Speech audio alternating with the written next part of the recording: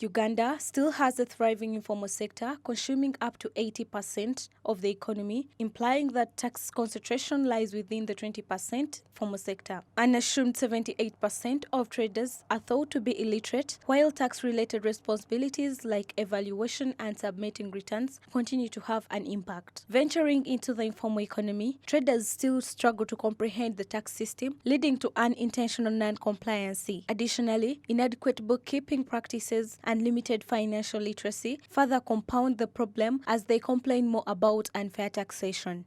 The regime of Uganda right now, there is much collusion.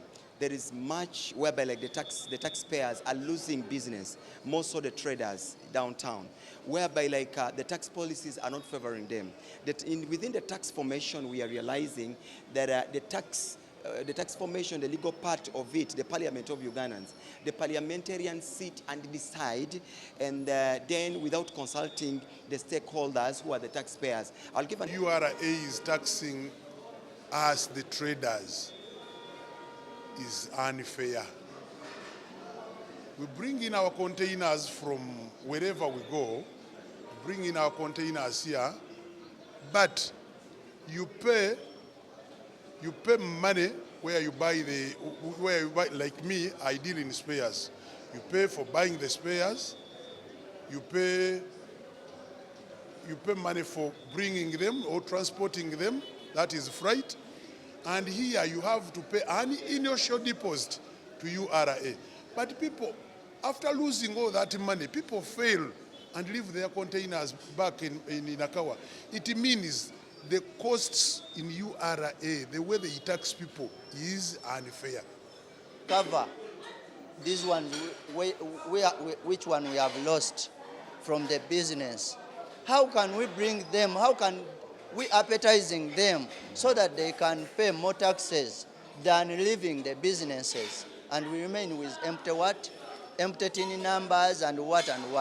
And Uganda Revenue Authority claims that with a strategic focus on sensitization campaigns, they can bridge the knowledge gap and empower traders to comply with tax regulations effectively. By partnering with government agencies, tax experts and business associations, these initiatives will not only alleviate the burden on traders, but also contribute to growth and formalization of the economy.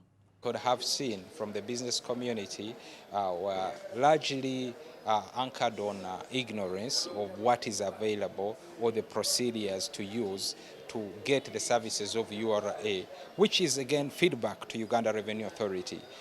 While we have these facilities available under the law, and we know they are available administratively, but the would-be and the expected beneficiaries of such facilities and services are not able to partake of them, it means there is a gap, there is a disconnect, and that is the beauty and the benefit that we get from engagements like this, that we are able to reflect on what we are doing and how we are administering and supporting the business community. Analyze the budget. I think the government is trying to listen to us. That when you overtax someone who is complying, it means that you are going to corrupt the business. But now you find that they have tapped into real estate. You are purchasing a land, they require a tin number. So they are trying to widen. You find that even these are other new innovations who have brought in like bombuchas, now they are being taxed. You find that now foreign companies who have been enjoying profit, like online business, the Uber and the likes, now they are being taxed. I think they are trying to critically analyze how can they widen the tax base. To address this issue, there is an urgent need for increased sensitization and awareness. Sensitization efforts hold immense potential to transform the taxation landscape for